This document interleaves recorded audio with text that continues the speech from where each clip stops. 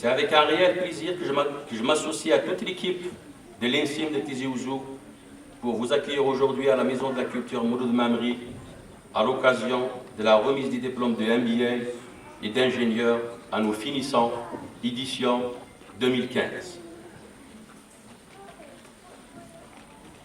Bienvenue aussi à ceux qui sont si nombreux parmi nous aujourd'hui pour cette cérémonie qui honore la promotion 2015. Chers finissants, cette cérémonie de remise de votre diplôme représente un moment infiniment joyeux qui consacre l'ensemble de vos études menées jusque-là et une étape vers votre avenir. Il n'y a pas si longtemps, l'INSIM Tizi Ouzou vous souhaitait la bienvenue parmi nous pour commencer votre cycle de diplomation. Aujourd'hui, nous vous félicitons de vous en être sortis et surtout pour en être sortis diplômés, détenteurs de ce précieux document que nous allons vous remettre incessamment.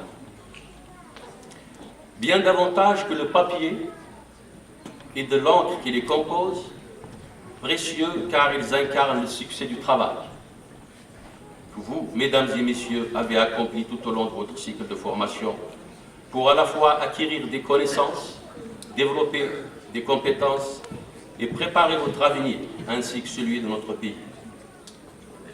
Précieux également car ils sont le témoignage de la capacité académique et pédagogique de l'Algérie. En vous les décernant, c'est donc une partie du patrimoine intellectuel de notre pays que l'on vous confie.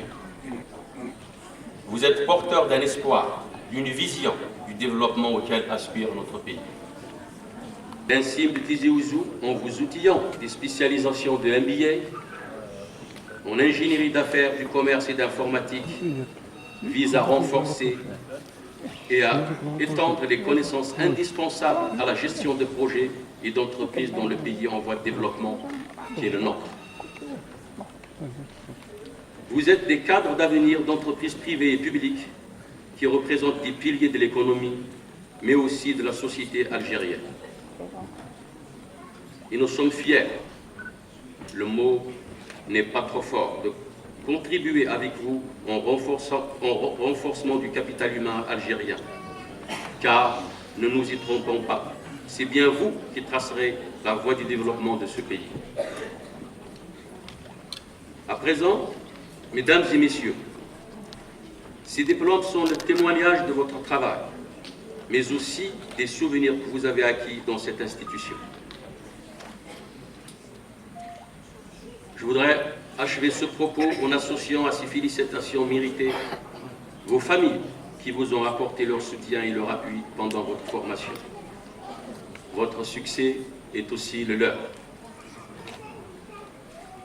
Comme dans une famille qui voit partir les enfants qui deviennent adultes, mesdames et messieurs, permettez-moi de partager avec vous ces quelques conseils. Pour ces conseils, je me suis inspiré de la célèbre campagne des Verts du Club Med qui avait été lancée vers la fin des années 70. Vous n'étiez pour la plupart certainement pas nés. Le Club Méditerranée avait lancé une campagne d'affichage publicitaire qui est restée un modèle dans les écoles de commerce du monde.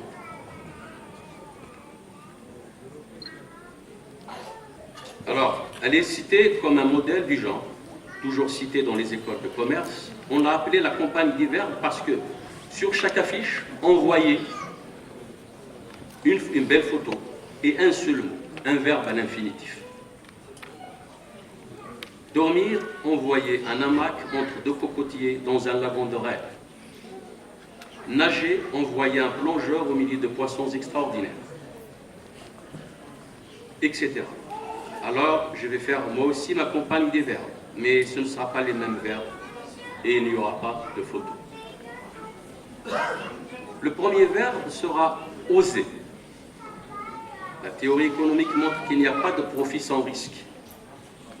Je crois que cela aussi est aussi vrai pour une carrière, ou tout du moins pour une carrière qu'une carrière sans risque ne peut pas apporter autant de satisfaction et de récompense qu'une carrière où l'on a pris des risques.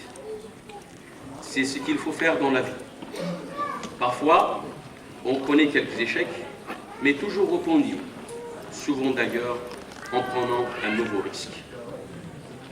Le deuxième verbe est changer. Changer de fonction, changer de lieu de travail, changer de métier, changer l'ordre des choses, changer les habitudes, mais changer. Osez changer. C'est le changement qui vous force à vous remettre en cause, à ne pas vous contenter de vos acquis, à progresser.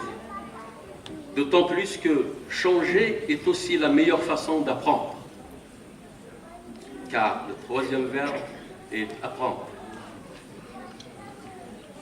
Apprendre est une des grandes joies de l'existence. Et en plus, c'est utile. Ceux qui ont réussi dans la vie vous le diront, que ce que vous avez appris dans un domaine peut servir dans un autre. Quand vous arrivez dans un domaine nouveau pour vous, vous pouvez toujours apprendre ce qui est nécessaire pour y travailler. Mais les connaissances que vous avez apprises dans d'autres domaines, c'est ça votre avantage compétitif par rapport à d'autres. Si vous voulez vous distinguer, bien sûr, et je suis sûr que c'est le cas pour tous. Le quatrième verbe, c'est positiver. C'est une chose qui fait la force de la culture américaine, par exemple.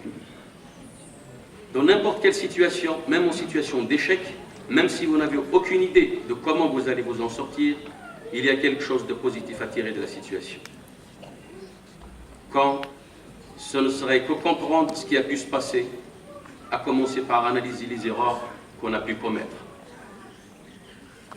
Le cinquième verbe, c'est exiger. Soyez exigeants. Et d'abord vis-à-vis de vous-même. Fixez-vous des objectifs ambitieux. Dites-vous toujours ceci. Si on essaye, on n'est pas sûr de réussir. Si on n'essaye pas, on est sûr de ne pas réussir. La médiocrité n'est pas pour vous. Vous faites partie des meilleurs, cela vous impose d'abord des devoirs.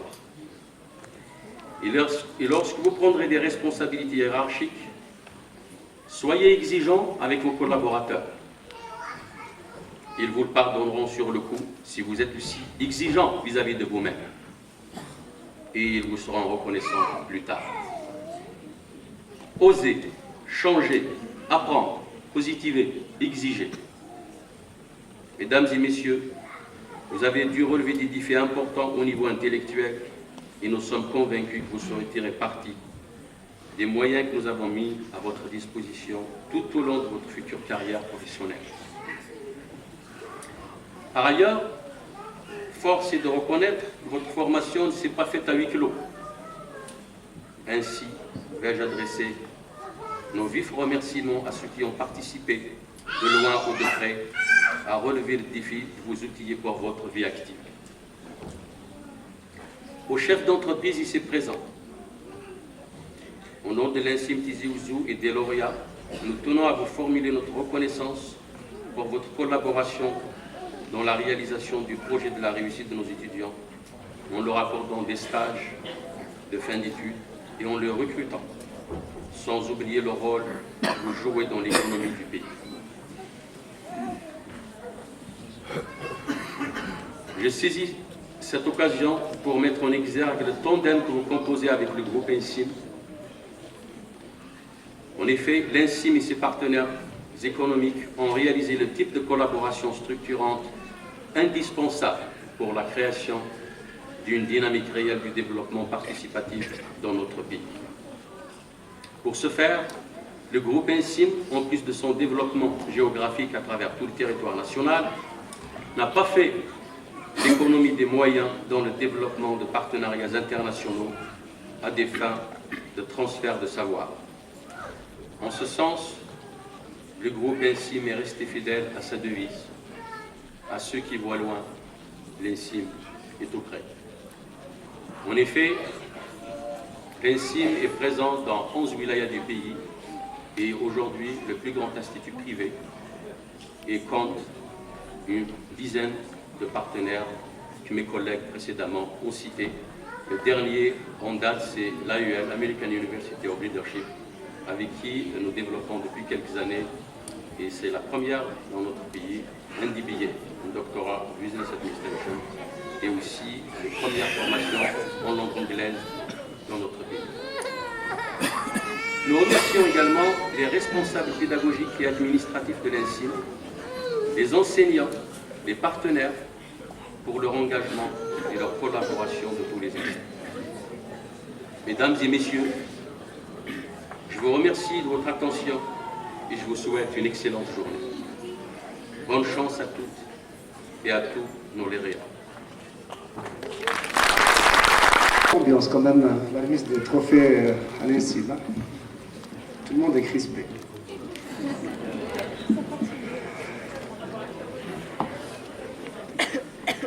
Il n'y a plus d'examen, je crois. Ok, je suis très heureux aujourd'hui de m'adresser à vous à l'occasion de cette cérémonie de remise de diplômes à l'invitation de l'INSIM.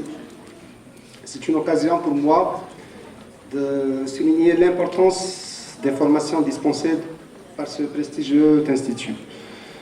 Et j'adresse aux étudiants nouvellement diplômés mes chaleureuses félicitations pour le cursus que vous avez conduit à cette réussite. Votre présence ici illustre parfaitement l'attractivité des formations à ambition nationale, voire même internationale, dispensées par l'INSIM.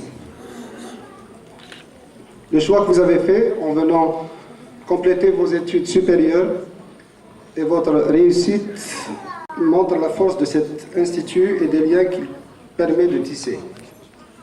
C'est pour nous une incitation à renforcer nos liens. C'est ainsi que j'ai toujours décidé de faire de la réussite des étudiants issus de cet institut une priorité dans les recrutements opérés par le groupe Racino que je préside. Le groupe Racino lui-même est d'un grand dynamisme. Dynamisme économique, à travers la création continue de sociétés activant dans divers domaines d'activité. Automobile, distribution, agroalimentaire, services, logistique, immobilier et très bientôt l'industrie. Dynamisme des sociétés filiales, via la multiplication des partenariats de premier ordre. Dynamisme institutionnel, qui sait favoriser toute action d'où qu'elle vient et qui s'oriente vers l'atteinte efficace de nos objectifs. La coopération au sein de nos établissements, ainsi et groupe Racino, est également déterminante. Et à ce titre, je salue le dynamisme de chacun des intervenants dans le processus de mise en situation professionnelle des étudiants de l'INSIM, notamment au niveau de notre groupe, où un nombre important de diplômés, y compris parmi les membres de ma famille, a été inséré, coaché, responsabilisé, promu et appelé à occuper des fonctions décisionnelles. Plus que ça, notre groupe a permis à certains d'entre eux d'emprunter une passerelle vers d'autres organismes plus prestigieux, ce qui n'a pas entamé notre fierté de les avoir accompagnés. Je peux vous citer des dizaines d'exemples des étudiants qui ont fait l'INSIM, des diplômés de l'INSIM, qui ont transité par notre groupe et qui ont fini dans de très grandes entreprises. Pour ne citer que Belle Algérie, BNP Paribas, je peux vous dire même qu'il y a un informaticien à la présidence qui est passé par la Sénat. Plus largement, nous devons aujourd'hui encore conjuguer nos efforts au vu des postes d'emploi que notre groupe compte créer. Je souhaite que cette politique du groupe, qui s'appuie davantage sur les nombreuses et souvent remarquables coopérations conduites par les responsables de votre institut, nous donne plus de visibilité quant aux chances de rapprochement et de développement partagé. Mesdemoiselles, Mesdames et Messieurs, nous devons avoir une vision très positive du niveau de formation de cet institut. Et je souhaite réaliser cette ambition, dont chacun peut voir ce qu'il peut apporter à nos entreprises. Et c'est pour cela que je vous appelle, et vous rappelle aussi tout l'intérêt que nous portons à vos compétences. Merci pour votre écoute, votre intérêt et votre aimable attention. Merci M. S. Benamara. La parole est à M. Ikhleb Hakim, directeur général d'ABCMR. Mesdames, Messieurs, Mesdemoiselles, honorable assistance, bonjour tout le monde. D'abord, je tiens à remercier l'INSIM pour son invitation. C'est avec plaisir que je participe à cette cérémonie de remise de diplôme. Je commencerai par vous présenter mes meilleures félicitations à l'occasion de l'obtention de vos diplômes suite à un cursus assez riche qui est celui du MBA, BBA.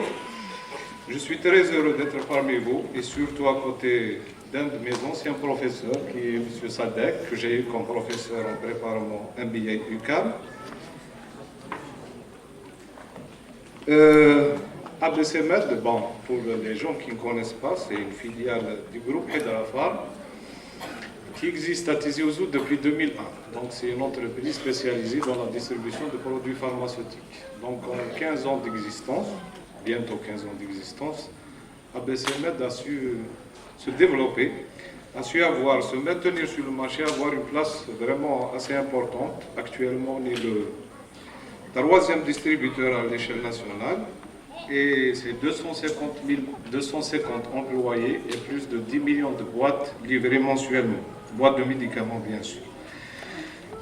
Bon, pour les étudiants, voilà, une nouvelle ère s'ouvre dans votre vie, qui est le monde professionnel, et je dirais que vous l'affronterez avec plus de bagages et de moyens par rapport à vos prédécesseurs. Cela grâce à l'approche par compétences qui constitue le noyau de votre formation et tous les outils que ce cycle a mis à votre disposition pour vous aider à démarrer et réussir vos projets professionnels. Mais sachez une chose, que vous trouverez toujours des décalages entre la vie d'entreprise et ce que vous avez eu durant votre cursus. C'est à vous de vous adapter. De vous adapter d'abord, contribuer à l'amélioration de l'organisation de vos entreprises. Le MBA, le BBA, une caisse à outils que vous avez, que vous pouvez utiliser à n'importe quel moment et sur n'importe quelle fonction. Mais il ne peut être la solution, car la solution est entre vos mains. Mon conseil, c'est de vous dire, soyez surprenants, innovants, soyez les vecteurs du changement, comme l'a bien cité M. Zoulourou, et n'oubliez jamais que la gestion est d'abord du bon sens. Bravo, encore mes félicitations. Longue vie à l'INSIM. Et je dirais à la fin que les portes d'ABCMR sont toujours ouvertes pour les diplômés de l'INSI. Merci.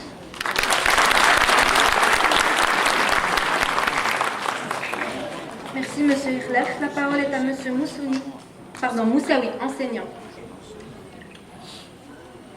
Donc, en cet agréable moment, sincèrement, je tiens un petit peu. J'ai préparé quelque chose, quelques mots à partager avec vous. Mais à travers les différentes interventions, je me suis rendu compte que tout a été dit. Donc, tant mieux si toute l'équipe, administration, partenaires et enseignants partagent la même vision. Et mon intervention sera axée sur ce problème de vision. On parle souvent du succès, mais de temps en temps aussi, il faut parler de l'échec. Qu'est-ce qui fait que certaines entreprises réussissent? Et qu'est-ce qui fait que, si vous m'entendez, que d'autres connaissent des échecs, évoquent souvent deux grandes raisons principales. La première raison, c'est que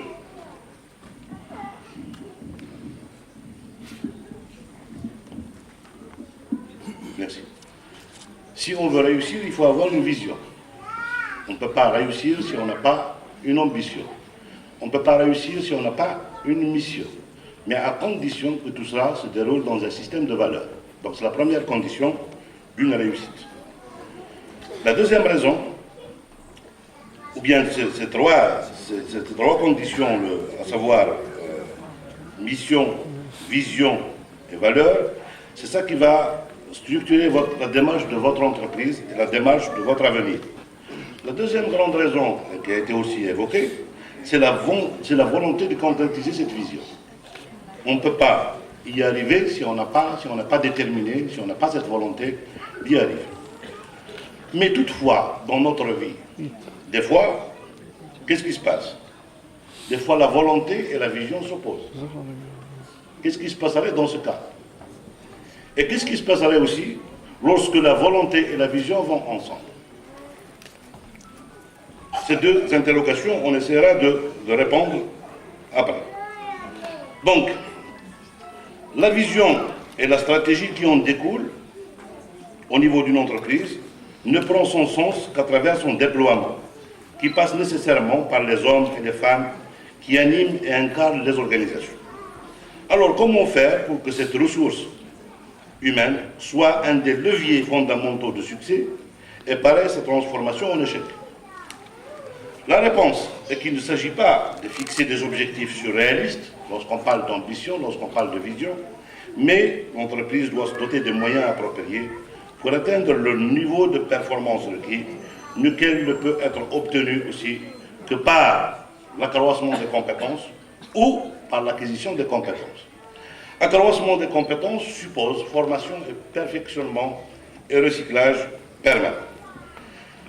Acquisition des compétences suppose des recrutements. Si on parle du premier pilier, à savoir la formation, et notamment, je m'adresse particulièrement aux chefs d'entreprise. Alors, si vous voulez échouer un projet de formation, qu'est-ce qu'il y a eu de faire? Je ne parlerai pas de succès, je vais parler d'échec. Je crois qu'il y a quelques règles dont il faut tenir compte si on veut réellement échouer dans un système, dans un projet de formation. La première règle, à mon sens, c'est de considérer que les compétences des personnels sont modulables par la formation jusqu'à un certain âge et qu'ensuite, il est inutile de s'en préoccuper. Je crois qu'on doit être formé à tout âge. Nous avons besoin de perfectionnement à tout âge. Et je crois aujourd'hui que ce postulat ne trouve pas de vérification sérieuse sur le terrain. Deuxième règle, à mon sens, c'est de considérer que tous les professionnels occupant le même emploi ont obligatoirement la compétence voisine façonnée par la pratique. Ce n'est pas toujours évident. Pourquoi? Parce que lorsqu'on veut définir un cursus de formation, il faut tenir compte de la différenciation. Il faut adapter les cursus en fonction des motivations de chacun des collaborateurs. Troisième règle, à mon sens, c'est que penser qu'un bon professionnel